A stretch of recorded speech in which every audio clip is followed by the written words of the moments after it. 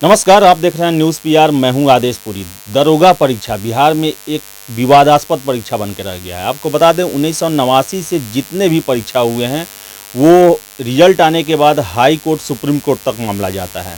2446 दरोगा बहाली की बात करें, मेंस का रिजल्ट 16 जनवरी को घोषित किया गया और बहुत सारे छात्रों का आरोप है कि उनका कट ऑफ से ज़्यादा रहने के बावजूद रिजल्ट नहीं दिया गया। वही आयोग की तरफ से OMR शीट, आंसर की, फिर से क्वेश्चन पेपर, ये सब चीज़ नहीं दिए गए, जिसको लेकर छात्र हाई कोर्ट पहुँचे। रितिका रानी जी हैं उनकी वकील जो केस लड़ रही हैं। 9 मार्च को सुनवाई हुआ जस्टिस अनिल कुमार उपाध्याय के बेंच में। चलिए जानते हैं क्या हुआ उस दिन आर्गूमेंट जज साहब से। मैम, बहुत बहुत स्वागत है जुड़ने के लिए। क्या क्या आपने मुद्दा रखा और जज साहब ने क्या कहा? देखिए, हम लोगों ने ये रिट दायर किया है, इसलिए किया है क्योंकि 29/11/2020 को मेंस एग्जामिनेशन हुआ। मेंस एग्जामिनेशन के बाद 16/1/2020 को रिजल्ट पब्लिश किया गया। उसके बाद कमीशन ने एक कैटेगरी वाइज रिजल्ट घोषित किया कि हर एक कैटेगरी में इतना कट ऑफ मार्क्स है। जिन अभ्यर्थियों को मैं रिप्रेजेंट कह रही हूँ, उनका मानना है कि उनका स्कोर कट ऑफ स्कोर से ज़्यादा है। उसके बावजूद इन लोगों का मेरिट लिस्ट में नाम नहीं डिस्प्ले कर रहा है।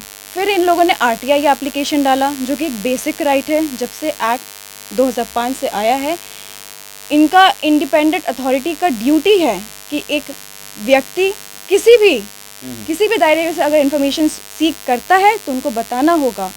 इन सारे कैंडिडेट्स ने पूछा कि इनका स्कोर, इनका नाम क्यों नहीं आया है मेरिट लिस्ट में। RTI ने इनको जवाब दिया कि हम आपको नहीं बता सकते हैं। यहाँ पर इनका बेसिक राइट, फंडामेंटल राइट इन्फ्रेंच हो जाता है। तो कोर्ट ने हर एक मुद्दे पे जवाब मांगा है कमीशन से कि वो जवाब दें कि वो बच्चों को आखिर क्यों मार्क्स जो उन्होंने स्कोर ऑब्टेन किया है क्यों नहीं बता रहे हैं, क्यों डिस्प्ले नहीं कर रहे हैं। ट्रांसपेरेंसी होनी चाहिए हर एक एग्जामिनेशन में। हर एक कैंडिडेट को ये कॉन्फिडेंस होना चाहिए इस एग्जामिनेशन सिलेक्शन प्रोसेस में कि ये प्योर है, विदाउट एनी इरेगुलरिटी है। इसी कारण से यह सुनवाई, अब अगली सुनवाई होगी 26 तारीख को और सरकार जवाब देगी इस पर। अच्छा, ये बताइए मैम कि बहुत सारे छात्र जो हैं उनका कहना है कि जो फिजिकल परीक्षा है, जो IE का प्रोसेस है, वो शुरू हो गया है। ऐसे कंडीशन में अगर सुनवाई तक पूरी प्रोसेस खत्म हो जाती है, उसके बाद क्या हो पाएगा आखिर? देखिए, हाई कोर्ट में जिस दिन आपने रिट फाइल किया है, 30 जनवरी 2021 को ये रिट दायर किया गया था।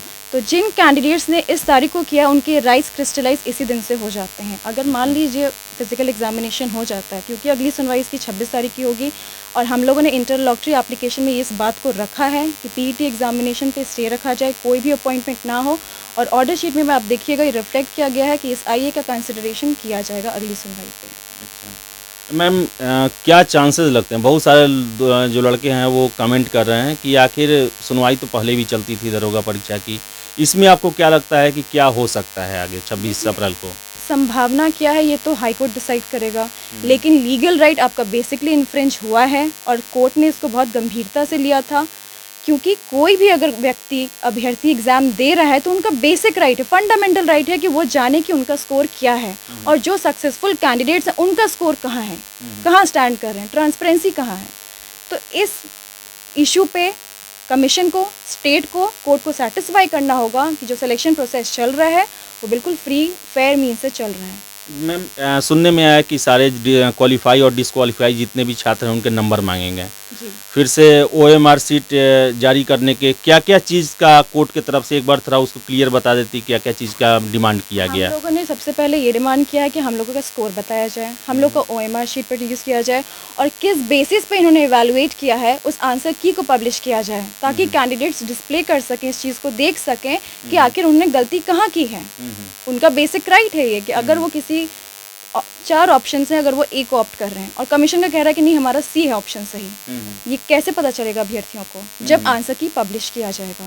तो सबसे पहले हमारी डिमांड है कि आप आंसर की पब्लिश करें, बच्चों ने कितना स्कोर ऑब्टेन किया है वो बताएं और साथ में उनका OMR शीट प्रोड्यूस किया जाए। तो ये थी वकील रितिका रानी जी, जिनका साफ कहना है कि वो सारे मुद्दे जिसको लेकर छात्र जो है सड़कों पे आएँ और आयोग से गुहार लगाते रहें, हमसे भी गुहार लगाएं कि कम से कम OMR शीट जारी किया जाए, आंसर की दिया जाए और RTI के थ्रू क्यों नहीं जानकारी दी जा रही है, प्रोसेस खत्म होने से पहले जानकारी दिया जाए। तो अब देखने वाली बात है कि 26 अप्रैल को हाई कोर्ट क्या निर्णय देता है। जवाब अब BPSSC को देना है। तो फिलहाल इतना ही। बहुत बहुत धन्यवाद।